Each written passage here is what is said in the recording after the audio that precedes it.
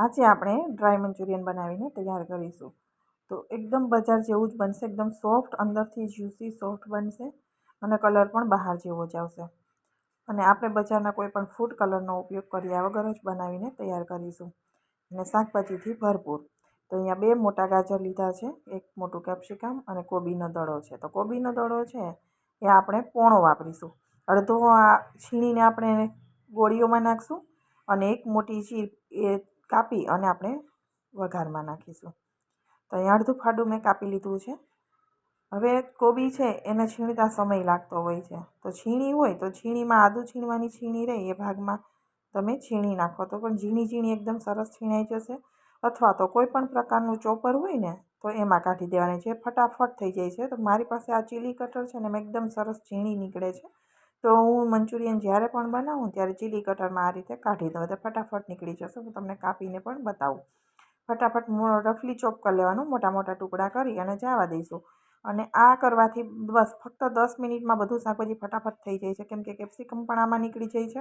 અને ગાજર છે એ હું આદુની છીણીનો ભાગ હોય એમાં છીણીને લઉં છું ગોળીઓ માટે.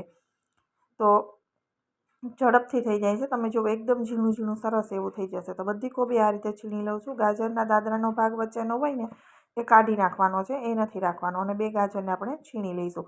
અને થોડું ગાજર મેં વઘાર માટે સાઈડમાં કાપીને રાખી દીધું છે. હવે બધું શાકભાજી આપણે સરસ રીતે મિક્સ કરી દઈએ, કેપ્સિકમ, ગાજર અને કોબી. અને પાણી નીચોવાનું નથી. ઘણા લોકો મીઠું નાખી અને પાણી નીચોવી લેતા હોય, આપણે એવું નથી કરવાનું. સાકરા પાણીનો ઉપયોગ લોટ બાંધવા માટે કરી લઈશું. થોડો એવો મીઠું નાખીશું, કેમ કે સોસ બધા મીઠાવાળા હોય છે એટલા માટે. હવે સોસમાં આપણે અહીંયા ગ્રીન ચીલી સોસ નાખીશું, સાથે રેડ ચીલી સોસ.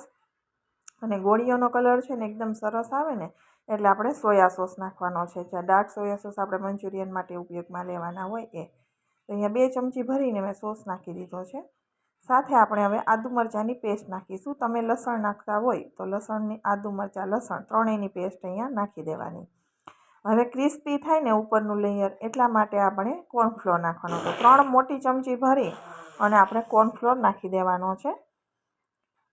તો અહીંયા 3 ચમચી કોર્નફ્લોર નાખી. હવે ઘણા લોકો અહીંયા ખાલી કોર્નફ્લોર અને સાથે ચોખાનો લોટ લઈ અને બનાવતા હોય છે, જેમાં કોઈ ખાવાનો સોડા કે મેંદાનો ઉપયોગ નથી કરતા. પણ એનાથી શું થાય છે ને કહી દઉં મારા અનુભવ પ્રમાણે, પછી બીજાની મને બહુ ખબર નહીં.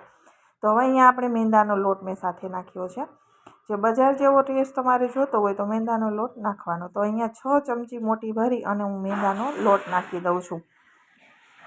તો મેંદાનો લોટ નાખવાથી બાઇન્ડિંગ પૂરેપૂરું હોવું જોઈએ. જો બાઇન્ડિંગ ઓછું હશે તો ગોળીઓ લોટમાં જઈને છૂટી જશે. હવે 8 ચમચી મેંદાનો લોટ નાખ્યો, 3 ચમચી આપણે કોર્નફ્લોર નાખ્યો. ચપટી એવો જ સોડા નાખવાનો છે, વધારે નાખવાના નથી. ચપટી સોડા નાખવાથી શું થશે, જે ગોળીઓ આપણે બનાવીશું ને અંદરથી એકદમ પોચી થશે, લેયર ક્રિસ્પી થશે, પણ તો અંદર સોફ્ટ રહેશે. અને જ્યારે ખાલી ચોખાનો લોટ કે કોર્નફ્લોર નાખી તમે ગોળીઓ વાળશો, શાકભાજીનું પ્રમાણે વધારે હોય તો ગોળી જો પ્રોપર નહીં વળે, બાઇન્ડિંગ ઓછું હશે તો તેલમાં જઈને બધી છૂટી જશે.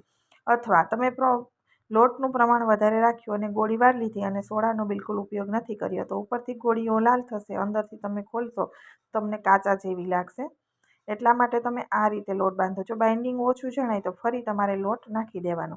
મેં પહેલાં 6 ચમચી મેંદાનો લોટ નાખ્યો તો હવે ફરીથી હું 2 ચમચી ઉપરથી નાખું છું. અને કન્સિસ્ટન્સી કેવી રાખવાની એ હું તમને બતાવી દઉં. લોટ બાંધી જ લેવાનો છે, નહીં તો તમારી ગોળીઓ જે આપણે બજારમાં, લારીમાં, હોટેલમાં, રેસ્ટોરન્ટમાં આપણે ખાઈએ છીએ એવું મંચુરિયન થતું નથી. ઘણા લોકો કહેતા હોય છે કે અમારું મંચુરિયન ઘરે બનતું નથી, પરંતુ તમે આ મારી મેથડથી બનાવશો ને તમારું મંચુરિયન તમને એવું જ લાગશે કે બજારનું છે એવું સેમ લાગશે, કોઈ ફરક નહીં જણાય. તો હવે 8 ચમચી મેંદાનો મોટી ભરીને મેં નાખ્યો છે અને લોટ તમે જોઈ શકો છો. આપણે જે રીતે લોટ બાંધતા હોય ને એવું બનીને તૈયાર થઈ ગયું છે. બાઇન્ડિંગ પૂરેપૂરું શાકભાજીમાં હોવું જોઈએ અને શાકભાજીના રસથી જ આપણે લોટ બાંધ્યો છે એટલે ગોળીઓ બહુ જ મીઠી બનીને તૈયાર થશે.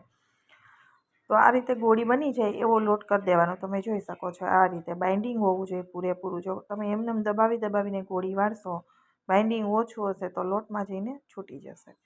હવે અહીંયા ગોળીઓ નાની વાળશું, બહુ મોટી નહીં, કેમ કે ફૂલશે હજી. આપણે સોડા થોડો નાખ્યો છે ને એટલે ફૂલીને મોટી થશે ગોળી. આ રીતની ગોળીઓ હું તળાઈ એટલી કરી લઉં છું, કેમ કે મેંદાના લોટની ગોળી છે તો તળવામાં પણ સમય લાગે છે. તો ગેસની ફ્લેમ આપણે અત્યારે મીડિયમ રાખી છે. ચેક કરી લેવાનું. તો તેલ આવી ગયું છે. હવે ગોળીઓ નાખશું અને ગેસની ફ્લેમ છે એ સાવ ધીમો ગેસ ચાલતો હોય તો એનાથી સહેજ વધારી દેવાની, મીડિયમ ફ્લેમથી નીચે લઈ લેવાની, વચ્ચે ગાળાની તમારે રાખવાની છે, લોવર સાઈડની. સાવ ધીમો ગેસ હોય તો, જો ગેસ ધીમો તમારો થોડોક સરસ આવતો હોય તો ધીમા ગેસ ઉપર જ તળી લેવાની. તો અહીંયા ગોળીઓને આપણે ટચ નથી કરવાની, થોડી વાર માટે એને એમનેમ જ રાખી દેવાની છે. 2 થી 3 મિનિટ જેવો સમય થાય, થોડી કલર તમને દેખાશે કે ગોળી હવે ઉપર આવવા લાગી છે, ત્યારે સહેજ ચમચી કે કંઈ વસ્તુ લઈ અને ફેરવવાની. પછી વચ્ચે વચ્ચે આ રીતે ચલાવતા રહેવાનું. ગોળીઓનો કલર એકદમ લાલ બ્રાઉન કલર આવે ત્યાં સુધી આપણે એને તળવાની છે. અને સાથે સાથે ગોળીઓ વાળતા પણ જવાનું છે, એટલે બંને કામ સાથે કરવાના છે. એટલે એક સાથે 2 કામ પતી જાય, તળવાનું અને વાળવાનું. તો સમય આપણે ઓછો જોઈએ. તો બધી જ ગોળી આ રીતે કલર ચેન્જ થઈ જાય ત્યાં સુધી તળી લેવાની. તો અહીંયા કલર એકદમ લાલ અને બ્રાઉનિશ ઉપર આવી જાય પછી તમારે કાઢી લેવાની છે એને, ત્યાં સુધી કાઢવાની નથી. અને ગોળી તળાઈ જશે ને એટલે ઉપરનું લેયર તમને થોડુંક ક્રિસ્પી થઈ જશે અને સરસ દેખાય પણ. અને કાચી ગોળી બિલકુલ નહીં રહે. તમે ખોલશો ને તો આ રીતે તળેલી ગોળી કાચી ક્યારેય નથી રહેતી, એકદમ સરસ તળાઈ ગઈ છે. તો હવે બધી ગોળી આ રીતે હું તળી અને તૈયાર કરી દઉં છું. જો તમારી ગોળીમાં બાઇન્ડિંગ ઓછું હશે તો તેલમાં છૂટી પડી જશે, અને લોટ વધારે હશે અને ચપટી સોડા નહીં નાખ્યો હોય તો અંદરથી કાચા જેવી લાગશે, ઉપરથી કલર આવો આવી જશે લાલ.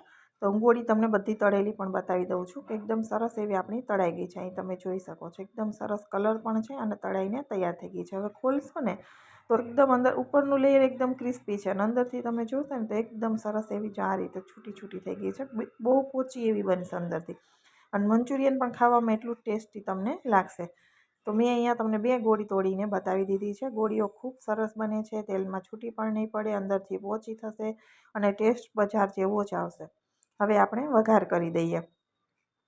તો મંચુરિયનના વઘારમાં તેલનું પ્રમાણ ઓછું હોય છે, વધારે પડતું તેલ હોતું નથી. તો 1 મોટી ચમચી જેટલું આપણે તેલ નાખી દઈશું. મંચુરિયન વધારે હોય તો તેલ વધારે લેવાનું, ઓછું હોય તો બહુ જરૂર નહીં, માપનું લેવાનું. સાથે મેં અહીંયા ઝીણું ઝીણું સમારેલું આદું નાખ્યું છે. તમે અહીંયા લસણની કળીઓ ઝીણી ઝીણી સમારેલી સાથે નાખી શકો છો. હવે મારી પાસે અહીંયા લાલ મરચું આજે હતું એટલે મેં લાલ મરચાં નાખ્યા છે કટકીમાં. નહીંતર આપણે લીલું હોય એ લઈ લેવાનું. મરચું અને આદું નાખ્યા પછી આપણે ગાજર નાખી દઈશું અને ગેસની ફ્લેમ અત્યારે હાઈ રાખવાની છે.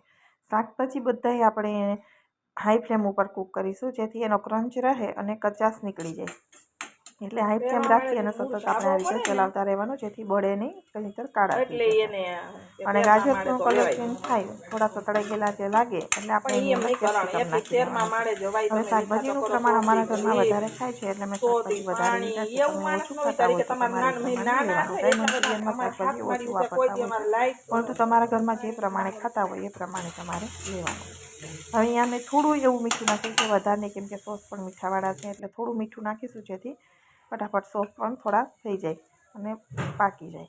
હવે 1 ચમચી કોર્નફ્લોર લઈ અને પાણી નાખી અને સ્લરી બનાવી લેવાની છે, જે આપણે મંચુરિયનમાં બજારમાં આપણે જોતા હોય તો મંચુરિયન ઉપરથી કાટું દેખાતું હોય છે.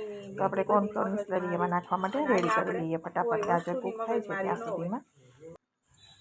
હવે ગાજરને મરચાંને બધું એકદમ સરસ હાઈ ફ્લેમ ઉપર જ કરવાનું છે, ધ્યાન રાખવાનું, ફટાફટ ચલાવતા રહેવાનું વચ્ચે વચ્ચે. અને પછી એ સતળાઈ જાય એટલે તરત એમાં આપણે કોબી નાખી દઈશું, સમારેલી મેં રાખી છે ઝીણી ઝીણી, એ નાખી દઈએ અને બધી વસ્તુને થોડી વાર માટે 2 મિનિટ જેવું સાતળીએ. 2 મિનિટમાં તો કોબી છે એકદમ સરસ એવી સતળાઈ જશે. ત્યાર પછી આપણે હવે એની અંદર સોસ નાખી દઈશું. તો સોસ નાખતી વખતે મેં ગેસની ફ્લેમ લો કરી દીધી હતી. અત્યારે 1 ચમચી ગ્રીન ચીલી સોસ સાથે આપણે રેડ ચીલી સોસ 1 ચમચી નાખીશું. અને અહીંયા લીધો છે મેં ટોમેટો સોસ. મંચુરિયનના અંદર ટોમેટો સોસ નથી વાપરતા, પરંતુ અમારા ઘરમાં બાળકો છે એને મજા આવે છે ખાવાની, એટલા માટે 2 ચમચી મેં ટોમેટો સોસ લીધો છે. અને અહીંયા લીધો છે વિનેગર 1 ચમચીથી સહેજ ઉપર એટલો, 1/4 ચમચી જેટલો વિનેગર નાખ્યો છે. વિનેગરનો ઉપયોગ જોઈને કરવાનો, કેમ કે ડાર્ક હોય તો વધારે પડતું કાળું થઈ જાય તો આપણને ગમે નહીં. એટલે હવે આપણે બધા સોસ મિક્સ કરી અને જે સ્લરી બનાવીને રાખી છે એ આપણે નાખી દઈશું. અને સ્લરી નાખી અને પછી આપણે થોડી વાર માટે ચલાવશું. એનો કલર થોડો ચેન્જ થઈ જશે, તરત જ થઈ જાય છે કેમ કે ગરમ પેન છે એટલે પેનમાં જતા વખતે એ ઘાટી થઈ જશે. પછી આપણે એની અંદર ગોળીઓ નાખી દઈશું. ગોળીઓ નાખી અને ચલાવી દઈશું. આ રીતે મંચુરિયન બનાવવાથી ગોળી ક્રિસ્પી રહેશે અને ટેસ્ટ તમને બહાર જેવો જ લાગશે. કોઈ ડિફરન્સ તમને આમાં જણાશે નહીં. બસ તમારે લસણ અને લીલું લસણ ડુંગળી તમે વાપરતા હોય તો એ છેલ્લે નાખવાનો, મિક્સ કરી ફટાફટ કોર્નફ્લોર નાખી દેવાનો. પછી તમારે એને ઉપરથી ગાર્નિશિંગ કરી દેવાનું. તો અહીંયા આપણું ડ્રાય મંચુરિયન રેડી થઈ ગયું છે. તમને મારી રેસીપી પસંદ આવી હોય તો ચેનલને સબસ્ક્રાઈબ જરૂરથી કરી દેજો અને વિડીયોને લાઇક અને શેર કરવાનું બિલકુલ ભૂલતા નહીં. એકવાર તમે આ રીતે જરૂરથી ટ્રાય કરો, તમારા ઘરે ક્યારેય પણ મંચુરિયન બગડશે નહીં અને એકદમ સરસ બજાર જેવું જ મળશે. અને જે લોકો લસણ ડુંગળી નથી ખાતા એમના માટે ખાસ, જે નથી ખાતા તો તેમની સાથે તમે આ વિડીયો જરૂરથી શેર કરજો. ઘરે પણ ખૂબ સરસ બને છે, કેમ કે બજારમાં લોકો એવું કે તુવરના ટોઠા અને મંચુરિયન ડુંગળી વગર ના બને, પણ બને છે. ફરી મળીશું નવા વિડીયો સાથે.